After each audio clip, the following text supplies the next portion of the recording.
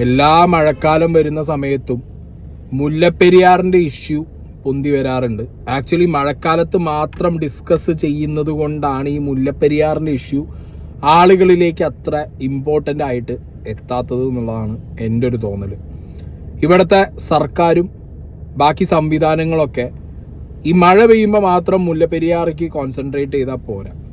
കാരണം ഇത്രയും ലക്ഷക്കണക്കിന് ആളുകളുടെ ജീവൻ ഭീഷണിയിലായിട്ട് നിൽക്കുമ്പോൾ മാറി മാറി വരുന്ന ഗവൺമെൻറ്റുകൾ, ഇവിടുത്തെ മന്ത്രിമാർ, ഇവരാർക്കും ഒരു റെസ്പോൺസിബിലിറ്റി ഇല്ലേ? തമിഴ്നാടിന് മൊത്തത്തിൽ ഇങ്ങോട്ട് വിട്ടുകൊടുത്തോ കാര്യങ്ങൾ? അവർക്കൊന്നുമില്ല. അവർക്ക് മഴ പെയ്യാതെ ഇരുന്ന് കഴിഞ്ഞാൽ അവർ കേരളത്തിൽ മഴ പെയ്യാൻ, അല്ലെങ്കിൽ അതിൻ്റെ മുല്ലപ്പെരിയാറിൻ്റെ വൃഷ്ടിപ്രദേശങ്ങളിൽ മഴ പെയ്യാൻ വേണ്ടിയിട്ട് അവർ ഹോമം ചെയ്യും, അവർ പൂജകൾ കഴിക്കും, അവരങ്ങനത്തെ പല ഗിമിക്കുകൾ അവർ കാണിക്കും. മനസ്സിലായോ? അവർക്ക് എങ്ങനെയെങ്കിലും മഴ പെയ്യുക, മുല്ലപ്പെരിയാറിൽ വെള്ളം നിറയുക, അത് അവർക്ക് തമിഴ്നാട്ടിലേക്ക് കൊണ്ടുപോകും. ഇത് മാത്രമേ അവരുടെ മൈൻഡിലുള്ളൂ. അതങ്ങനെ അവരെന്ത് ചെയ്യും? അവർ അഗ്രികൾച്ചറിന് ഉപയോഗിക്കും, അവരവരുടെ ബാക്കി കറണ്ട് ഉൽപ്പാദനത്തിന് വേണ്ടി ഉപയോഗിക്കും, അവരൊന്ന് പൈസ ഉണ്ടാക്കും. നമ്മളുടെ അവസ്ഥ എന്താ? നമ്മൾ സ്ട്രോങ് അല്ല എന്നുള്ളതാണ്. ജനങ്ങൾക്കൊരു അവയർനെസ് പോലും കൃത്യസമയത്ത് കിട്ടരുത് എന്നുള്ളത് ഇവിടുത്തെ സിസ്റ്റത്തിൻ്റെ ഒരു തരം പിടിവാശിയാണ് തോന്നുന്നു. ഓക്കെ, ഈ ഞാനും അടക്കം എല്ലാവരും ഈക്വലി റെസ്പോൺസിബിൾ ആണ്. കാരണം ഈ പറഞ്ഞ മഴ വരുമ്പോൾ മാത്രമാണ് നമ്മൾ ഈ കണ്ടന്റുകൾ ചെയ്യുന്നത്. അത് കഴിഞ്ഞ് കഴിഞ്ഞാൽ ഇല്ല. ബട്ട് നമ്മളെപ്പോലെയല്ല ഇവിടുത്തെ ഗവൺമെൻറ് ഒഫീഷ്യൽസ്. ഇവിടുത്തെ ഗവൺമെൻറ് ആളുകളോട് റെസ്പോൺസിബിലിറ്റി വളരെ വളരെ കൂടുതലാണ്. എന്തെങ്കിലും ഒരു അപകടം സംഭവിച്ചതിന് ശേഷം മാത്രം അയ്യോ പറ്റിപ്പോയി എന്ന് പറഞ്ഞിട്ട് കാര്യമില്ലല്ലോ. അപ്പോൾ ഇപ്പോൾ വിജയ് സർക്കാർ തമിഴ്നാട്ടിൽ വന്നതിന് ശേഷം ഒരുപാട് കാര്യങ്ങൾ തമിഴ്നാട്ടിൽ നല്ലത് ചെയ്യുന്നുണ്ടായിരുന്നു. ഓക്കെ, അപ്പോൾ ബഡ്ജറ്റ് പ്രഖ്യാപനം കഴിഞ്ഞ സമയത്ത് മുല്ലപ്പെരിയാറിലെ ഈ പറഞ്ഞ വെള്ളത്തിൻ്റെ അടി ഉയർത്തുമെന്ന് പറഞ്ഞു. ഓക്കെ, 142 അടി വരെ വെക്കാൻ പാടുള്ളൂ എന്ന് 2014 സുപ്രീം കോടതിൻ്റെ ജഡ്ജ്മെൻ്റ് ഉണ്ടായിരുന്നു. അതായത് സുപ്രീം കോടതി ഓഫ് ഇന്ത്യ ഡിക്ലെയർഡ് 142 അടിയിൽ നിലനിർത്തണം, അതിന് മുകളിൽ കൊണ്ടുപോകാൻ പാടില്ല എന്നുള്ളത്. പക്ഷെ കേരളത്തിൻ്റെ ഈ ഒരു മഴയും അല്ലെങ്കിൽ ആ ഡാമിൻ്റെ ഒരു അവസ്ഥയും കേരളത്തിൻ്റെ റിക്വസ്റ്റ് എല്ലാം കൂടി ചേർത്തിട്ട് തമിഴ്നാട് ഇതുവരെ 136, 138 അതിലാണ് നിർത്തിയിട്ടുള്ളത്. 142 കൊണ്ടുപോയിട്ടുണ്ടായിരുന്നില്ല. പക്ഷേ ഉണ്ടല്ലോ, ഇത് ഇനി 150, 156 ഒക്കെ ആക്കുന്നൊക്കെ പറയുമ്പോൾ ഇത് ഏത് തരത്തിൽ നമ്മൾ ഒന്ന് ആലോചിച്ച് നോക്കുള്ളൂ. വാട്ടർ ബോംബ് ഓരോ സാധനം തലയിൽ വെക്കുമ്പോൾ ഇത് വിജയിക്കും, അവിടെ ബാക്കിയുള്ളവർക്കും രാഷ്ട്രീയമാണ്, അവർക്കത് വോട്ടാണ്. നമ്മളെ അവസ്ഥയോ? വിജയെപ്പോലെ സ്ട്രോങ് ആയിട്ട് ഇവിടെ വി.ഡി. സതീശൻ നിൽക്കുമോ എന്നുള്ളത് നമ്മൾ നോക്കണം. ഇവിടെ പിണറായി അടക്കം ബാക്കി ഇതുവരെ ഭരിച്ച എല്ലാവരും എന്ത് ചെയ്തു എന്നുള്ളത് അവിടെ നിൽക്കട്ടെ. ഇപ്പോൾ ഭരിക്കുന്ന മുഖ്യമന്ത്രി എന്ത് ചെയ്യുന്നു, ഇപ്പോൾ ഭരിക്കുന്ന ഗവൺമെൻറ് എന്ത് ചെയ്യുന്നു എന്നുള്ളൊരു ചോദ്യം அதை இனி நமக்கு ചോദിക്കാൻ പറ്റും. കഴിഞ്ഞു പോയവരോട് ഇനി പറഞ്ഞിട്ട് കാര്യമില്ലല്ലോ.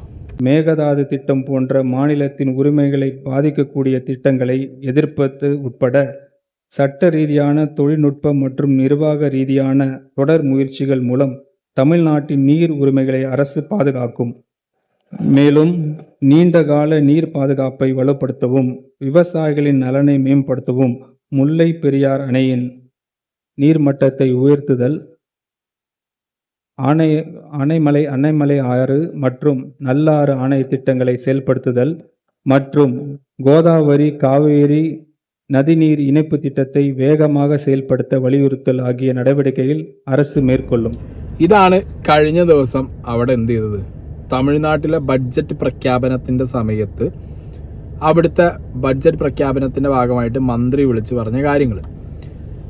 ആക്ച്വലി നമ്മളെ സംബന്ധിച്ചിടത്തോളം മഴക്കാലം വരുമ്പോൾ എന്നും ഇവിടെ വെള്ളപ്പൊക്കവും മണ്ണിടിച്ചിലും ഒക്കെ നമ്മൾ കാണുന്നുണ്ട്, ഭയപ്പെടുന്നുണ്ട്. അതിന് വരെ ഇപ്പോഴും ഒരു റെസ്പോൺസിബിൾ ആയിട്ടുള്ള ഒരു തരത്തിലുള്ള റെമഡീസും നമ്മൾ കണ്ടിട്ടില്ല. പല പ്രൊജക്റ്റുകളും ഇവിടെ ഇംപ്ലിമെൻ്റ് ചെയ്യുന്നു, നടക്കാത്തൊരവസ്ഥ വരുന്നു. അതിനുശേഷം ഇവിടെ നമ്മൾ കണ്ട എന്താ, ഈ മുല്ലപ്പെരിയാറിൻ്റെ ഡിസ്കഷൻ നടക്കുന്ന സമയത്ത് കേരള ഗവൺമെൻറ് ഇതുവരെ തമിഴ്നാട് ഗവൺമെൻറ്റിനെതിരെ ഒരു കേസോ വിഷയമായിട്ട് പോയിട്ടില്ല. തമിഴ്നാട് ഗവൺമെൻറ് കൊടുത്ത കേസിൽ കൗണ്ടറായിട്ടാണ് പല പ്രാവശ്യവും പല കേസുകളിലും കേരള ഗവൺമെൻറ് പോയിട്ട് നിന്നിട്ടുള്ളത്. പല പ്രാവശ്യവും സുപ്രീം കോടതി അടക്കം ഈ വിഷയങ്ങളിൽ കൃത്യമായ ഡോക്യുമെൻറ്റേഷൻ ചോദിക്കുന്ന സമയത്ത് ആ ഡോക്യുമെൻറ്റേഷൻ പോലും പ്രസൻറ്റ് ചെയ്യാൻ കേരള ഗവൺമെൻറ്റുകൾ, മാറി മാറി ഭരിച്ച ഗവൺമെൻറ്റുകൾ ഇവിടെ എന്ത് ചെയ്തിട്ടുണ്ട്, അലംഭാവം കാണിച്ചിട്ടുണ്ട്. അപ്പോൾ ഇത് ആക്ച്വലി തമിഴ്നാട് നമുക്ക് ഉയർത്തുന്ന വെല്ലുവിളിയേക്കാൾ കൂടുതൽ ഇവിടുത്തെ രാഷ്ട്രീയക്കാർ, കേരളം ഭരിച്ച ഇവിടുത്തെ ആളുകൾ, ഇവരാണ് സത്യത്തിൽ എന്ത് ചെയ്തിട്ടുള്ളത് നമുക്കൊരു ഭീഷണി കേരളത്തിനകത്ത് നിന്ന് തന്നെ തന്നുകൊണ്ടിരിക്കുന്നത്. നിങ്ങൾക്കറിയോ, ഈ ഡാമിൻ്റെ അടിയിലുള്ള പ്രദേശങ്ങളിലൊക്കെ അവിടെയൊക്കെ സ്ഥലം വിറ്റ് പോകുന്നില്ല, വീടുകളിലേക്ക് കല്യാണം പോലും കഴിച്ചു കൊടുക്കുന്നില്ല. അവിടെ വീട്ടിലുള്ള ആളുകൾക്ക് കല്യാണം പോലും നടക്കുന്നില്ല. കാരണം എന്താ, ഈ ഡാമിൻ്റെ അടിയിലെ വീട് എന്ന് പറഞ്ഞിട്ട് കല്യാണം പോലും നടക്കാത്ത അവസ്ഥകൾ അവിടെ ഉണ്ട്. അങ്ങനെ എന്തൊക്കെ പ്രശ്നങ്ങൾ മനുഷ്യന്മാർ ഇത് ഈ വാട്ടർ ബോംബും അതിൽ നിൽക്കുന്ന സാധനം എപ്പോൾ പൊട്ടുന്നറിയാതെ എത്ര ലക്ഷക്കണക്കിന് ആൾക്കാരാണ് നിൽക്കുന്നത്. അപ്പോൾ ഇതിലൊരു തീരുമാനം ഉണ്ടാക്കുക എന്നുള്ളത് ഏറ്റവും ഇമ്പോർട്ടൻ്റ് ആയിട്ടുള്ളൊരു കാര്യമാണ്. ഈ മഴക്കാലത്ത് മാത്രം ഡിസ്കസ് ചെയ്ത് വിടണ്ട, അത് സോഷ്യൽ മീഡിയക്കോ അല്ലെങ്കിൽ ന്യൂസ് ചാനലുകൾക്കോ അത് അവർക്ക് നടക്കുമായിരിക്കും. അല്ലാതെ ഇത് മിനിസ്റ്റർ ലെവലിൽ അല്ലെങ്കിൽ ഗവൺമെൻറ് ലെവലിൽ ഈ സാധനങ്ങൾ അങ്ങനെ തീർക്കേണ്ട ഒരു ഐറ്റം അല്ല. കഴിഞ്ഞ ദിവസം മിനിസ്റ്റർ ഒന്ന് സംസാരിച്ചപ്പോൾ നൈസായിട്ട് 136-138 അടി മാത്രം വെള്ളം കപ്പാസിറ്റിയിൽ കൊണ്ടുവന്ന് വെക്കുന്ന ആ ഒരു അവസ്ഥ 142ലേക്ക് ഇവർ പറഞ്ഞത് 150 വരെ ഉയർത്തും, 152 വരെ ഉയർത്തുമെന്നാണ് തമിഴ്നാട് പറഞ്ഞത്. പക്ഷേ ഈ സുപ്രീം കോടതിയുടെ വേർഡിക്റ്റ് വന്നതിൽ 142 ഇതുവരെയായിട്ട് വെച്ചിട്ടില്ല എന്നുള്ളതാണ് അറിവ്. പക്ഷെ ഇപ്രാവശ്യം മന്ത്രി പറഞ്ഞത് എന്താ അറിയോ, 142 വെച്ചാലും കുഴപ്പമില്ല, 142 വെക്കാന്നെങ്കിൽ 142 വെക്കാൻ പറ്റുക. അപ്പോൾ ഇൻഡയറക്ട്ലി ആളുകൾ അറിയാനോ അല്ലെങ്കിൽ തമിഴ്നാടിനായിട്ട് എന്തോ ഡീൽ ഉറപ്പിച്ചിട്ടുണ്ടോ 142 ഇത് കൊണ്ടുപോയി വെക്കാന്ന്. മുല്ലപ്പെരിയാർ ഡാമിൻ്റെ ജലനിരപ്പ് 142 നിന്ന് ഉയർത്താൻ ഒരു കാരണവശാലും കേരളം അനുവദിക്കില്ല, കേരളം അതിനോട് യോജിക്കുന്നില്ല എന്നതാണ് നമ്മുടെ സംസ്ഥാനത്തിൻ്റെ നിലപാട്. മുല്ലപ്പെരിയാറിൻ്റെ സുരക്ഷയുമായി ബന്ധപ്പെട്ട് വലിയ ആശങ്കകൾ ഉയർന്നു നിൽക്കുന്ന കാലഘട്ടത്തിലൂടെയാണ് നമ്മൾ കടന്നു പോകുന്നത്. അതുകൊണ്ട് തന്നെ സുപ്രീം കോടതി നിർദ്ദേശിച്ചിരിക്കുന്ന മാനദണ്ഡങ്ങൾ ഉൾപ്പെടെ പരിശോധനയ്ക്ക് വിധേയമാക്കണം എന്ന് തമിഴ്നാടിനോട് ആവശ്യപ്പെട്ടിട്ടും ആ കാര്യങ്ങളൊന്നും ഇതുവരെ നിർവഹിക്കപ്പെട്ടിട്ടില്ല. അതിനുപരിയായി ഈ 142 അടിയിൽ നിജപ്പെടുത്തിയിരിക്കുന്ന മുല്ലപ്പെരിയാറിൻ്റെ ജലനിരപ്പ് അത് കേരളത്തിൻ്റെ കൂടി താല്പര്യങ്ങൾ സംരക്ഷിച്ചുകൊണ്ട് സുപ്രീം കോടതി അംഗീകരിച്ചിരിക്കുന്ന ഒരു നിലപാടാണ്. അതിന് മാറ്റം വരുത്താൻ ഇപ്പോൾ കേരളത്തിനോ തമിഴ്നാടിനോ അവകാശമില്ല. അതുകൊണ്ട് രണ്ട് സംസ്ഥാനങ്ങൾക്കും സ്വീകാര്യമായ നിലപാടുകൾ സുപ്രീം കോടതി പരിശോധിച്ച് ഇക്കാര്യത്തിൽ തീർപ്പുണ്ടാകണം എന്ന് തന്നെയാണ് കേരളത്തിന്റെ ആവശ്യം. മന്ത്രി സാറ് നൈസായിട്ട് 136-138 വെക്കുന്ന വെള്ളത്തിന്റെ അളവ് 142, അതായത് സുപ്രീം കോടതി പറഞ്ഞ പീക്ക് സാധനത്തിൽ വരെ കൊണ്ടുപോയി എത്തിക്കാനാക്കി. ഇത് തമിഴ്നാടിന്റെ കയ്യിലിരിക്കുന്ന, അവർ പ്രൊട്ടക്ട് ചെയ്ത് കൊണ്ടുപോകുന്ന, അവർ മെയിൻ്റനൻസ് ചെയ്ത് കൊണ്ടുപോകുന്ന ഡാം. ഇതിൽ പഴയ കല്ലുമില്ല, സുറുക്കിയില്ല, ഒരു സാധനവുമില്ല. അവരെന്തൊക്കെയോ വർക്ക് ചെയ്തു, ആ വർക്കിന്റെ മുകളിൽ ഇത് ബലപ്പെട്ടു എന്നൊക്കെയാണ് ഇപ്പോഴും പറയപ്പെടുന്നത്. അതെങ്ങനെ സാധിക്കും എന്നുള്ളത് കുറേ വട്ടം, ഇത് പലരുടെ ഇൻ്റർവ്യൂസും പലരും അവിടെ പണിയെടുത്തവരും അത് നേരിട്ട് പോയി കണ്ടവരും അവിടുത്തെ മുൻ ഉദ്യോഗസ്ഥരും അതിനെക്കുറിച്ച് മാത്രം പറഞ്ഞുകൊണ്ടിരിക്കുന്ന ആളുകളും ഇവരൊക്കെ പറയുന്നതിൽ നിന്ന് ടോട്ടലി മനസ്സിലായൊരു വിഷയം എന്താ പറയുക, ഇത്രയും വർഷത്തിൻ്റെ ഇടയിൽ ഞാൻ ഈ കണ്ടന്റ് ഇതിന് മുന്നേ ചെയ്തിട്ടുണ്ട്, ഇതിനു വേണ്ടി റെഫർ ചെയ്തിട്ടുണ്ട് കുറേ കാര്യങ്ങൾ. എനിക്ക് മനസ്സിലായൊരു കാര്യം പറയാം, ഇത് പൊട്ടുകയോ ഇല്ലേ എന്നുള്ളത് കണ്ണട. ഇത് പൊട്ടില്ല എന്ന് ആർക്കും പറയാൻ പറ്റില്ല, ഇത് പൊട്ടും എന്നും ആർക്കും പറയാൻ പറ്റില്ല. ഒരു വോണറബിൾ സിറ്റുവേഷനാണ്. കയ്യാലപ്പുറത്ത് തേങ്ങാന്ന് പറഞ്ഞ പോലെയാണ് ഇതിൻ്റെ അവസ്ഥ. അങ്ങനെ ഒരു സാധനം ലക്ഷക്കണക്കിന് ആളുകളുടെ ജീവൻ റിസ്ക് ചെയ്തിരിക്കുമ്പോൾ ഒരു റെസ്പോൺസിബിലിറ്റി ഇല്ലാതെ സുപ്രീം കോടതി 2014 142 പറഞ്ഞത്. 2014 ശേഷം 2026 എത്തുമ്പോൾ ഈ ഡാമിൻ്റെ മെയിൻ്റനൻസ് എന്താ, ഇതിൻ്റെ അവസ്ഥ എന്താ, ഇതൊക്കെ പഠിച്ചിട്ട് വേണ്ട ഈ സാധനം ഇനി 142 അടിയിൽ എത്തിക്കാൻ പറ്റുമെന്നുള്ളത് ചിന്തിക്കേണ്ടത്. ഇതുവരെ 136 ഈസ് സേഫ്, വലിയ സീനൊന്നും ഉണ്ടായിട്ടില്ല.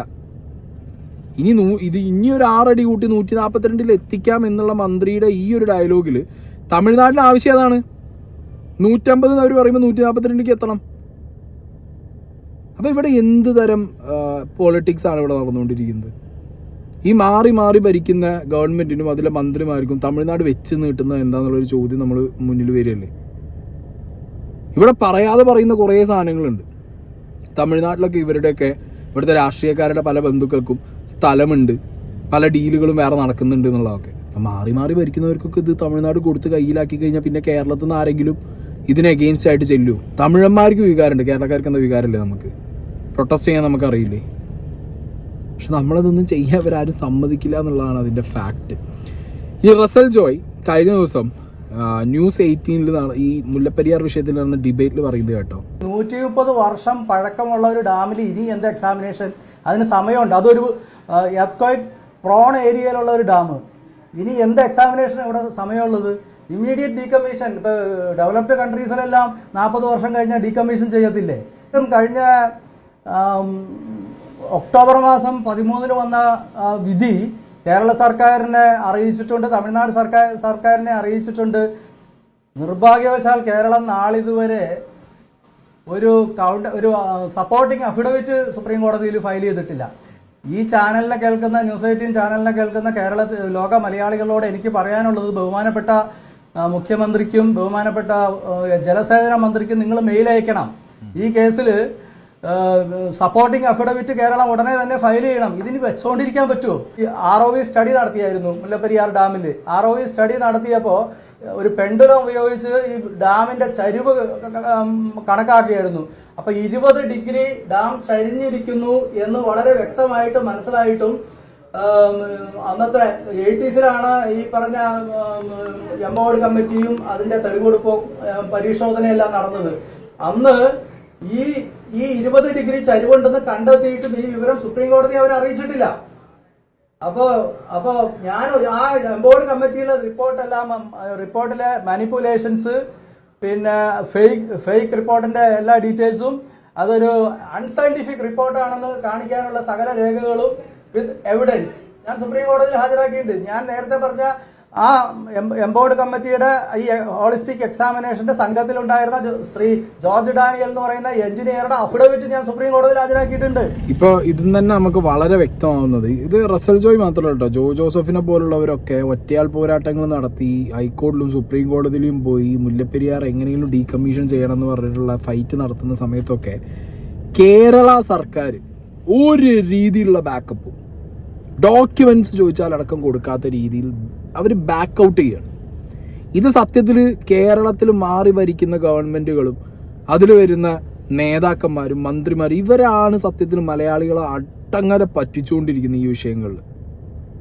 മലയാളികൾക്ക് ഇതിപ്പോൾ പൊട്ടും എന്നുള്ളൊരു പേടി നമുക്കുണ്ട് എന്നല്ലാതെ, പൊട്ടുന്നതിന് മുമ്പ് ഇവന്മാരെ കൊണ്ട് ഇതിൻ്റെ പരിപാടി തീർപ്പിക്കണം. ഒന്നില്ലെങ്കിൽ പുതിയ ഡാമൊന്നും പോസിബിൾ അല്ല, ഓക്കെ, പക്ഷേ ഉള്ള ഡാമിൻ്റെ കറക്റ്റ് മെയിൻ്റനൻസ് ഉണ്ടോ എന്നുള്ളതൊന്ന് ചെക്ക് ചെയ്യാൻ തമിഴ്നാട്ടിൽ നിന്നും വേണ്ട, കേരളത്തിൽ നിന്നും വേണ്ട. ഇത് ഡാം മെയിൻ്റനൻസ് അതോറിറ്റി തന്നെ വേറെ എവിടുന്നെങ്കിലും ഇത് ഡാം മാനേജ്മെൻറ്റ് പഠിച്ച ഫോറിനേഴ്സ് വന്നിട്ട് ഇത് ചെക്ക് ചെയ്താൽ നമുക്കറിയാലോ ഇതിലെന്താ വിഷയം, എന്താണ് ഇതിൻ്റെ അവസ്ഥ. 100 വർഷമായിട്ട്, 130 വർഷമായിട്ട് ഈ സാധനം ഇങ്ങനെ നിൽക്കുകയാണ്. എന്തെങ്കിലും ഒരു അപകടം ഉണ്ടാവണ വരെ ഇതിങ്ങനെ പറഞ്ഞുകൊണ്ടിരിക്കുന്നല്ലാതെ ഇനി തോന്നുന്നില്ല ഒരു സർക്കാരും ഇതിൽ ഇടപെട്ടിട്ട് എന്തെങ്കിലും ചെയ്യുന്നുള്ളത്. മുല്ലപ്പെരിയാർ വെള്ളം ചെല്ലുന്ന തമിഴ്നാട് ഭാഗം, അതായത് മധുരൈ, ഡിണ്ടിഗൽ, ശിവഗംഗ, തേനി ഈ പ്രദേശങ്ങളിൽ വിജയ്ക്ക് വലിയ വിജയമാണ് തമിഴ്നാട് മുഖ്യമന്ത്രിക്ക് കിട്ടിയേക്കുന്നത്. അപ്പം തേനിയിൽ 4 സീറ്റുള്ളതിൽ 2 സീറ്റ് TVK കിട്ടി. മധുരയിൽ 10 ഉള്ളതിൽ 8 സീറ്റ് കിട്ടി. അതുപോലെ തന്നെ നമ്മുടെ ശിവഗംഗയിൽ എല്ലാ സീറ്റും കിട്ടി. അപ്പോൾ അവിടുത്തെ ആൾക്കാരോട് അന്ന് ഇലക്ഷൻ സമയത്ത് നടത്തിയൊരു പ്രോമിസാണ് ഈ മുല്ലപ്പെരിയാറിൻ്റെ വെള്ളം ജലനിരപ്പ് കൂട്ടും, അല്ലെങ്കിൽ അവിടുന്ന് കൂടുതൽ വെള്ളം തമിഴ്നാടിന് കിട്ടാനായിട്ടുള്ള കാര്യങ്ങൾ ചെയ്യും. അപ്പോൾ അവരുടെ ഇൻറ്റൻറ്റ് ഉണ്ട് അതിൻ്റെ, തീർച്ചയായിട്ടും അത് ചെയ്തേ പറ്റുള്ളൂ എന്ന വിചാരം തമിഴ്നാട് സർക്കാരിനുണ്ട്. അതാണ് ഒരു കാരണം. രണ്ടാമത്, കേരള സ്റ്റേറ്റും തമിഴ്നാട് സ്റ്റേറ്റുമായിട്ടൊരു കേസ് നടക്കുന്നുണ്ട്. ആ കേസിൽ സുപ്രീം കോടതി വിധിച്ചേക്കുന്നത് എന്താണെന്ന് വെച്ചാൽ നമ്മുടെ ബേബി ഡാം ബലപ്പെടുത്തണം. അപ്പോൾ ബേബി ഡാം ബലപ്പെടുത്തണം എന്നുള്ളതല്ല പറഞ്ഞേക്കുന്നത്, അതിനു മുമ്പിലുള്ള കുറേ മരങ്ങൾ മുറിക്കണം. തമിഴ്നാട് ആപ്ലിക്കേഷൻ കൊടുത്തു. അതുപോലെ തന്നെ അങ്ങോട്ട് റോഡ് നന്നാക്കണം എന്നൊക്കെ പറഞ്ഞ് തമിഴ്നാട് സുപ്രീം കോടതിയിൽ അപേക്ഷ കൊടുത്തു. അത് സുപ്രീം കോടതി അംഗീകരിച്ചു. അപ്പോൾ എന്തിനാണ് ഈ മരം മുറിക്കുന്നത്? മരം മുറിക്കുന്നത് ബേബി ഡാം ബലപ്പെടുത്താനാണ്. അപ്പം തമിഴ്നാടിനെ സംബന്ധിച്ചിടത്തോളം അവരെന്തിനാണ് ഈ ബേബി ഡാം ബലപ്പെടുത്തുന്നത്? ഈ ഡാമിൻ്റെ വെള്ളത്തിൻ്റെ ഹൈറ്റ് 152 അടിയിലേക്ക്, ഇപ്പം 152 അടിയാണ്, 152 അടിയിലേക്ക് കൊണ്ടുപോകണം. അപ്പം തമിഴ്നാടിന് രണ്ട് കാര്യങ്ങളുണ്ട്. ഒന്ന് ഇൻറ്റൻറ്റ്, അവരുടെ പൊളിറ്റിക്കലായിട്ട് അത് അവർക്ക് ചെയ്തേ പറ്റുള്ളൂ. രണ്ട്, അതിനായിട്ടുള്ള കുറച്ച് സാഹചര്യങ്ങൾ ഉണർന്നു വന്നിട്ടുണ്ട്. അതായത് കേരള ഗവൺമെൻറ്, ഞാൻ വീണ്ടും പറയുന്നു, മാറി മാറി ഭരിച്ചവരെ കാര്യം അവിടെ നിൽക്കട്ടെ, അല്ലെങ്കിൽ കഴിഞ്ഞ 10 വർഷം ഭരിച്ച പിണറായി വിജയനും ടീമും അവിടെ നിൽക്കട്ടെ. ഇനി ഇപ്പോൾ ഭരിക്കുന്ന VD സതീശന് ഈ വിഷയത്തിൽ മലയാളികൾക്ക് വേണ്ടി എന്ത് ചെയ്തു തരാൻ പറ്റും? അതാണ് ആദ്യത്തെ ചോദ്യം. തമിഴ്നാട് അവരുടെ ഓരോ ആംഗിളിലും സ്ട്രോങ് ആണ്. കർണാടകനായിട്ടുള്ള മേക്കേദാട്ടു എന്ന് പറഞ്ഞ ഡാമിൻ്റെ വിഷയത്തിൽ അവർ എത്ര സ്ട്രോങ് ആയിട്ടാണ് നിൽക്കുന്നത് എന്നുള്ളത് നമ്മളൊന്ന് ജസ്റ്റ് ന്യൂസിൽ അടിച്ചു നോക്കിയാൽ നമുക്ക് മനസ്സിലാവും. കാവേരി വിഷയം അവരെങ്ങനെയാണ് അഡ്രസ്സ് ചെയ്യുന്നത്? അവർക്ക് എല്ലാം സെൻസിറ്റീവ് ആണ്, നമുക്കല്ല. നമ്മളെ സംബന്ധിച്ചിടത്തോളം ഇതൊന്നും ഒരു വിഷയമല്ല. എന്താ ഇപ്പം പൊട്ടി ഈ മെൻറ്റാലിറ്റിയിലാണ് പലരും അവിടെ. പൊട്ടിക്കഴിഞ്ഞതിന് അടിയിൽ ഇത് എന്ത് സംഭവിക്കും എന്നുള്ളതിനെ കുറിച്ച് ഒരു ഐഡിയയും നമുക്കില്ല. ഇനി വേണ്ട, ഇപ്പം ഈ രീതിയിൽ തമിഴ്നാടിനോട് ഫൈറ്റ് ചെയ്യുന്നില്ല, അല്ലെങ്കിൽ ഇനിയിപ്പോൾ ഒരു ഫൈറ്റിന് പോകാൻ വയ്യ, ആ രീതിയിലാണെങ്കിൽ കുറച്ചും കൂടിയും ഒരു വേറൊരു ഡിഫറെൻ്റ് ആംഗിളിൽ ഇത് പൊട്ടിയാൽ ഇനി ഇതെങ്ങനെ നമുക്ക് പിടിച്ചു നിർത്താം, അല്ലെങ്കിൽ അതിൻ്റെ ഇൻറ്റൻസിറ്റി എങ്ങനെ കുറയ്ക്കാം എന്നുള്ളതിനെ കുറിച്ചുള്ള ഒരു സ്റ്റഡീസോ അല്ലെങ്കിൽ അതിനെക്കുറിച്ചുള്ള ഒരു ഐഡിയ, ഒരു പ്ലാൻ B എന്ന് പറഞ്ഞൊരു സാധനം വേണമല്ലോ. അതിനെക്കുറിച്ച് സർക്കാരുകൾ ചിന്തിച്ചിട്ടുണ്ടോ? അല്ലെങ്കിൽ ഇപ്പോഴുള്ള സർക്കാർ ചിന്തിച്ചിട്ടുണ്ടോ? അല്ലെങ്കിൽ ഉദ്യോഗസ്ഥർ ചിന്തിച്ചിട്ടുണ്ടോ? ഈ ഒരു ആംഗിളും കൂടി കേട്ടു നോക്ക്. പൊട്ടോ എന്നുള്ള ചോദ്യത്തിന് ഒരാൾക്ക് മറുപടി പറയാൻ പറ്റില്ല. ഒന്ന്, മുല്ലപ്പെരിയാർ ഒരു ഗ്രാവിറ്റി ഡാമാണ്. ശാസ്ത്രീയമായി മുല്ലപ്പെരിയാർ തകരാറ് അവിടുന്ന് വെള്ളം ഒഴുകി വരണമെങ്കിൽ രണ്ട് കണ്ടീഷനേ ഉള്ളൂ. സയൻറ്റിഫിക്കായിട്ട് നമ്മൾ വിചാരിക്കണമായിരുന്നു ഇങ്ങനെ പൊട്ടി തകരല്ല ചെയ്യുക. ഒന്നുകിൽ അവിടെ അതിൻ്റെ പഠനം നടത്തിയിട്ടുണ്ട്, കേരള ഗവൺമെൻറ് നടത്തിയ റൂർക്കിയുടെ പഠനമുണ്ട്.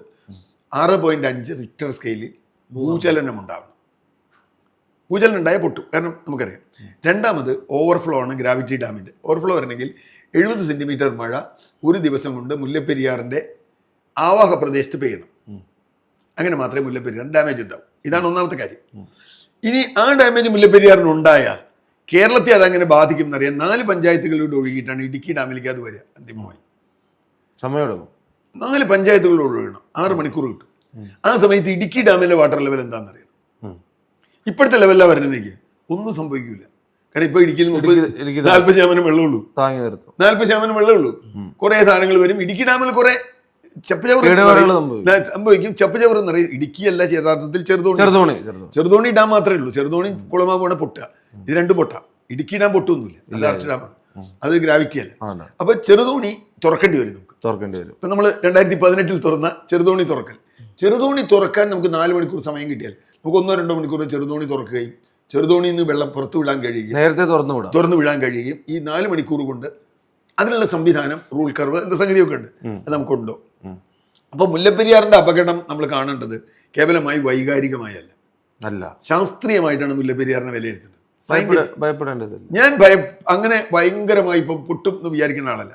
പക്ഷേ 130 വർഷം കഴിഞ്ഞ ഒരു ഡാമാണ്. 130 വർഷം കഴിഞ്ഞ ഒരു ഡാം ഒരു കാലത്ത് ഡാമേജ് ഉണ്ടാവില്ല എന്ന് വിചാരിക്കുന്ന ആളുമല്ല ഞാൻ. അതിനും സയൻസ് ഇല്ല. അവരത് ശക്തിപ്പെടുത്തുന്നുണ്ട്. മുല്ലപ്പെരിയാർ നമ്മൾ പഴയ ഡാമൊന്നുമല്ല ഇപ്പൊ സുർക്കി കിറിക്കൊന്നും ഇല്ല അവിടെ. അവരത് കോൺക്രീറ്റ് ഒക്കെ ഇട്ട് ഇതൊക്കെ ഇട്ട് മറ്റേ മെറ്റൽ വയറൊക്കെ ഇട്ട്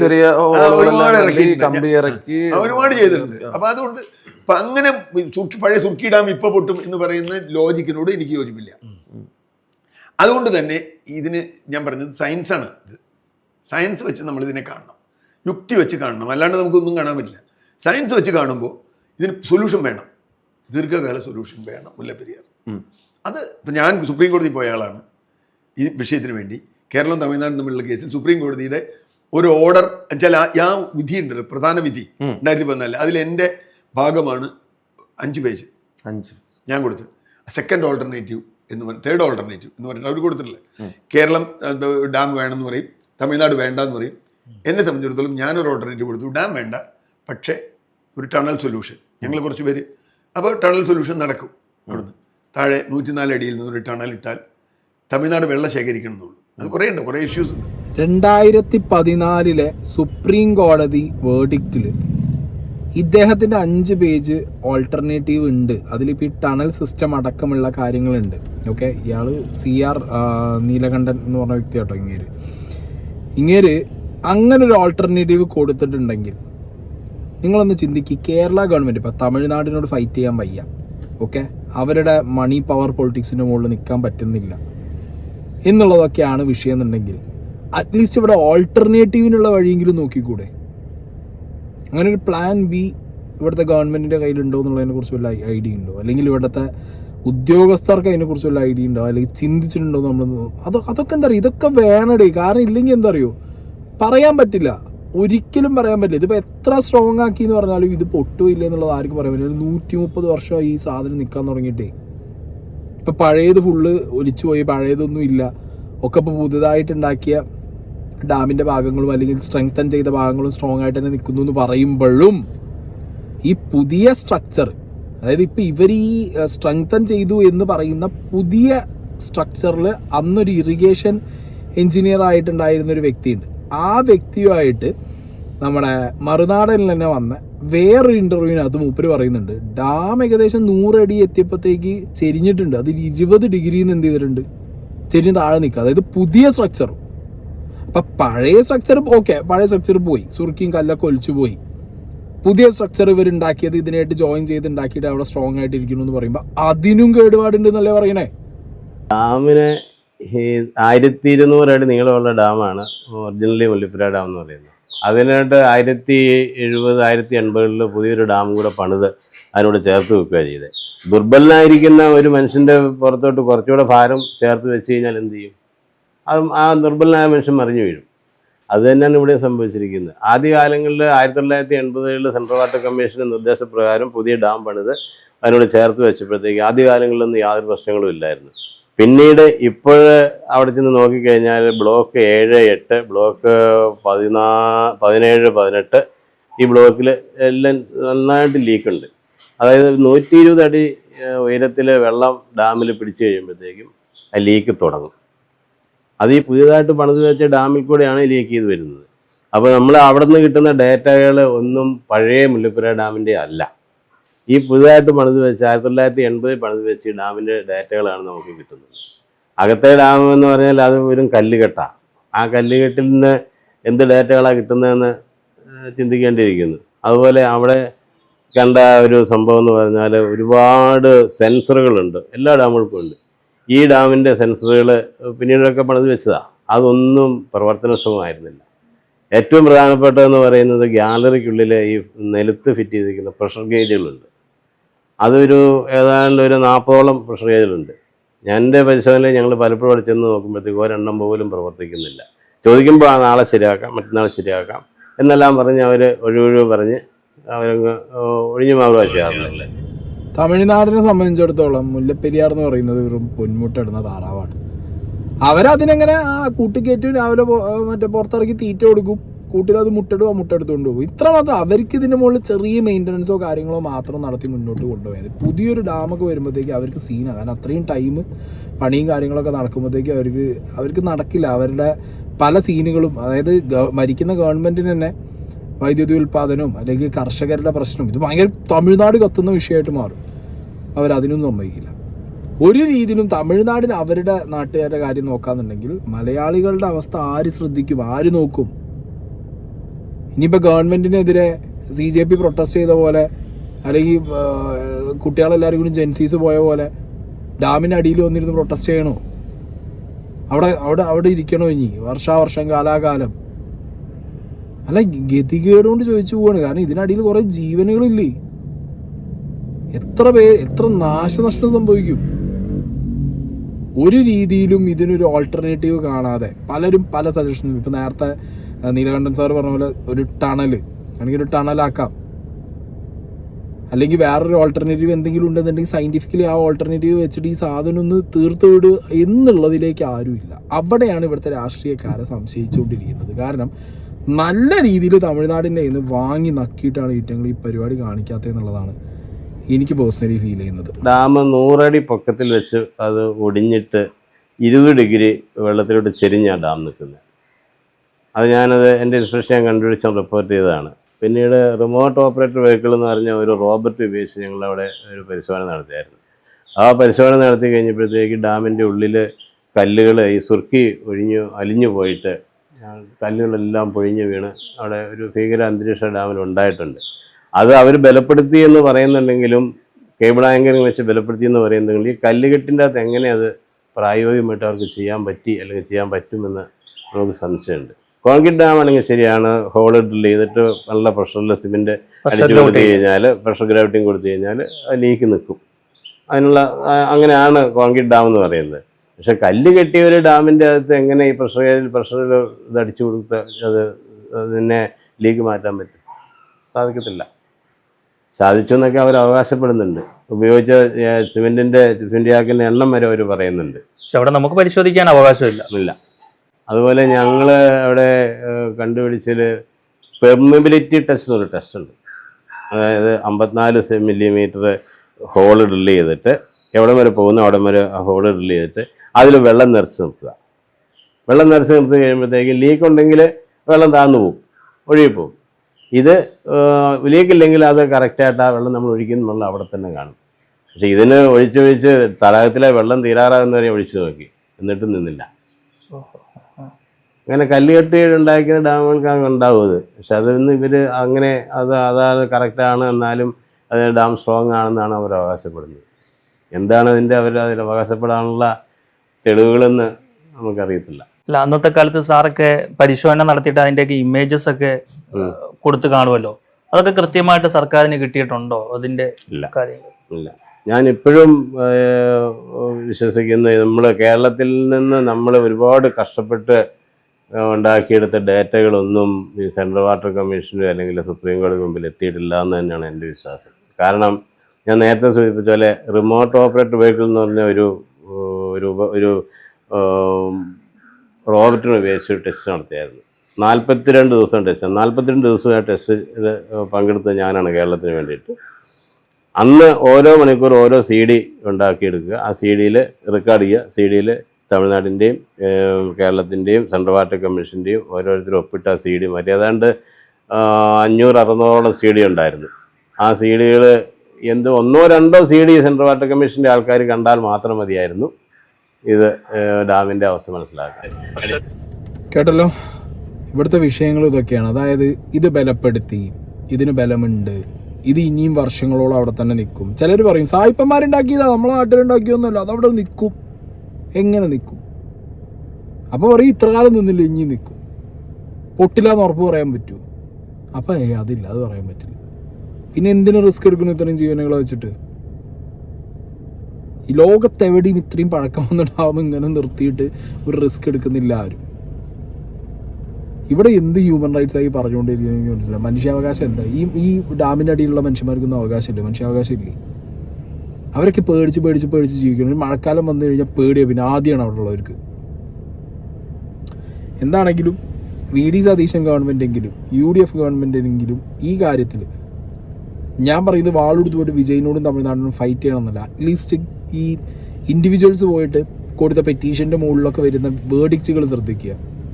സുപ്രീം കോടതിയൊക്കെ ചോദിക്കുന്ന സമയത്ത് അതിനാവശ്യമുള്ള ഡോക്യുമെൻറ്റ്സ് കൊണ്ടുപോയി കൊടുക്കുക. അങ്ങനെ കുറേ കാര്യങ്ങൾ ചെയ്യാനുണ്ട്. അതൊക്കെ അറ്റ്ലീസ്റ്റ് ചെയ്താൽ തന്നെ ഒരു പരിധി വരെ ഒരു 135 അടിയിലോ 130 അടിയിലോ ഇതിൻ്റെ റൂൾ കർവ് കൊണ്ടു നിർത്താൻ സാധിക്കുന്നുള്ളതാണ് എനിക്ക് തോന്നുന്നത്. എന്നിട്ട് കേരളവും തമിഴ്നാടും ഒന്നിനും കമ്പൈനായിട്ട് ഈ ഡാമിൻ്റെ ഇപ്പോഴത്തെ അവസ്ഥ പഠിക്കുക, അല്ലെങ്കിൽ പുറത്തുനിന്ന് ആളെ കൊണ്ടുവന്ന് പഠിക്കുക, ന്യൂട്രലായിട്ട് ഒരാൾക്കാരെ കൊണ്ടുവന്ന് പഠിച്ചിട്ട് എന്നിട്ട് വേണ്ട രീതിയിലുള്ള ആവശ്യങ്ങൾ ചെയ്യുക. അതേ നടക്കൂ. അല്ലെങ്കിൽ എന്താ, തമിഴ്നാട്ടുകാർക്ക് മഴ പെയ്യുന്നില്ല കേരളത്തിൽ എന്ന് പറഞ്ഞിട്ട് അവിടെ മഴ പെയ്യിപ്പിക്കാനുള്ള ഹോമം നടത്തി ഇന്ന് രാവിലെ ഷട്ടർ വെക്കാൻ നേരത്ത് വീണ്ടും അവർക്ക് ഹോമം നടത്തി മഴയും പെയ്യിപ്പിച്ച് അവിടുന്ന് വെള്ളവും കൊണ്ടുപോയാൽ മതി. ഇത് പൊട്ടിപ്പോയി ആൾക്കാർ മറ്റും അതൊന്നും അവരെ സീനിക്കില്ല.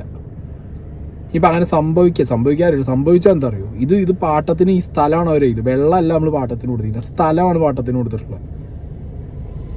ഇവന്മാരെ സ്ഥലം ഈ ഒലിച്ചു പോയ സ്ഥലത്തൊക്കെ എവിടെ സ്ഥലം ഏത് സ്ഥലം എന്ന് വിചാരിച്ചിട്ടാ എല്ലാം കൂടി ഇനി തമിഴ്നാട്ടിലേക്ക് കൊണ്ടുപോകും. എന്താ പറയുക, കൂടുതൽ പറഞ്ഞാൽ ശരിയല്ല. വിജയ് സ്നേഹമൊക്കെ ഉണ്ടായിരുന്നു. പക്ഷേ ഈ മുല്ലപ്പെരിയാറിൻ്റെ വിഷയത്തിലേക്ക് വരുമ്പോണ്ടല്ലോ അവിടെ അയാളുടെ രാഷ്ട്രീയമാണ് കളിക്കുന്നത്. അയാളുടെ രാഷ്ട്രീയ ബെനിഫിറ്റുകളാണ് അയാൾ നോക്കുന്നത്, അയാളുടെ നാട്ടുകാർക്ക് വേണ്ടിയിട്ട്. നമ്മളെ നേതാക്കന്മാർ എന്ത് ചെയ്തു എന്നുള്ളതാണ് ഞാൻ ചിന്തിക്കുന്നത്.